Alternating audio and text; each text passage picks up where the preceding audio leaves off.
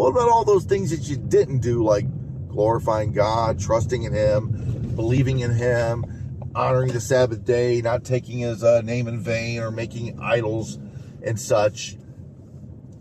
Those things are sinful.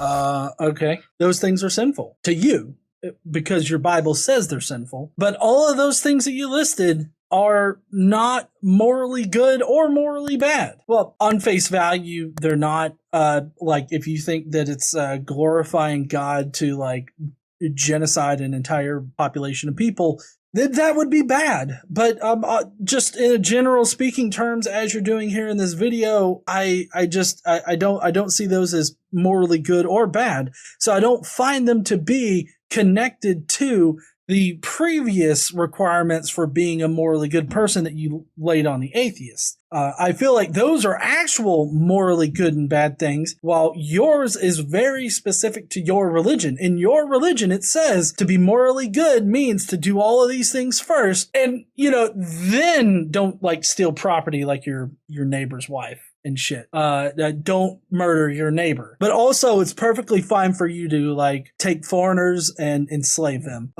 That's also a morally good thing that the Bible teaches about. So just keep that in mind. When you don't have God in your life, you don't believe in God, that doesn't mean that you're no longer bound to them. You're still expected to live by God's standards.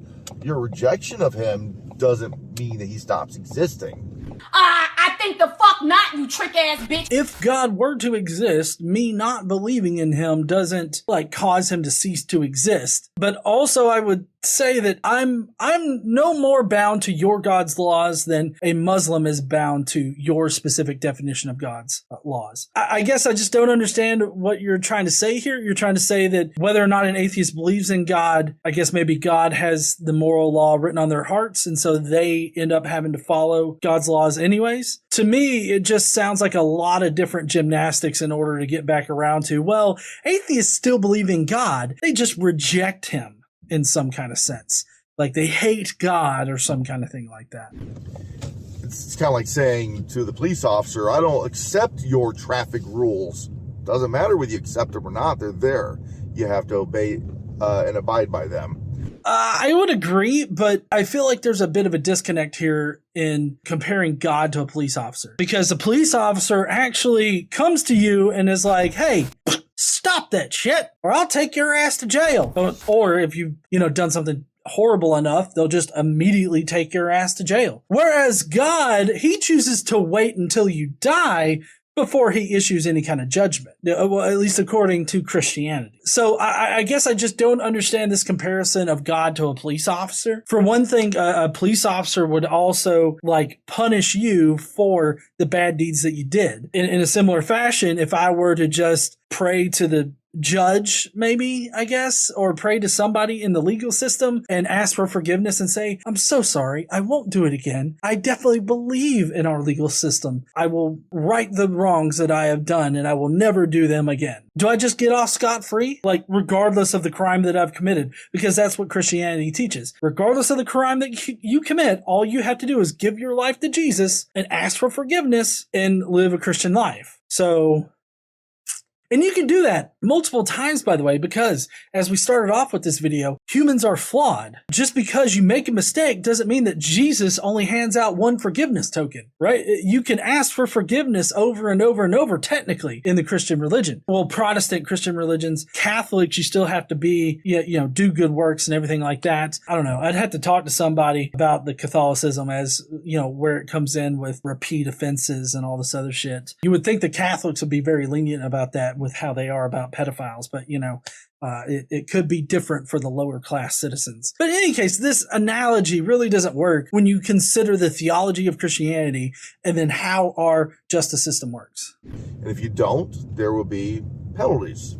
So, being the type of person I am, I can understand how being an atheist can give you a reprieve from stress. It can make you feel as though, okay, I'm not so bad. And no, God, please, no, no, No! No, I mean, I feel like I'm not bad at all. I don't feel like I'm a bad person. I mean, I don't do all of those things that you listed before, but I also do things that are morally good. So I don't know. I feel like this kind of highlights how you still see humans, even without a God, as bad. Just inherently and initially bad. And then you have to constantly throughout your life do good deeds to overcome how shitty of a fucking organism you are. While it may be tempting for the briefest of moments, I'm also analytical enough to think I'm not trading an eternity for a short-term bit of happiness. Okay, so for you think there's an eternity. Objectively, outside of that, we don't have any evidence that suggests that there is an eternity waiting for us afterwards. So really, atheists are just realizing that there is no evidence for an afterlife, and so there is no afterlife, as far as we can tell. So we're not really losing anything. Regardless of whether or not there is an afterlife, the part about being an atheist is just not being convinced that a God does exist, regardless of what kind of rewards or punishments exist after this life. You have a very specific definition of God. But what if that definition of God isn't the true, like the absolutely true definition of whatever deity may exist? For you, there are rewards and punishments after this life. But in actuality, that is just one potential answer amongst a plethora of different answers. How do you know that you're right? How do you know that Muslims are wrong? How do you know that other religions that have heaven and hell concepts are wrong? I really don't think that you'd be able to distinguish yours from others.